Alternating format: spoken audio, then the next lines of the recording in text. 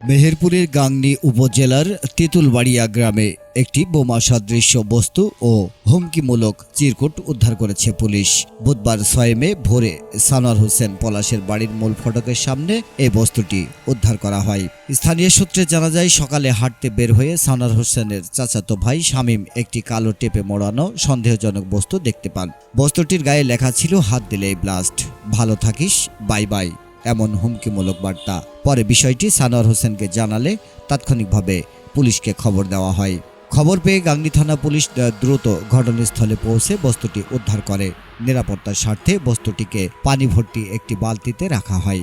গাংনী থানার ওসি তদন্ত আল মামুন জানান, উদ্ধারকৃত বস্তুটি পরীক্ষা নিরীক্ষা করা হচ্ছে।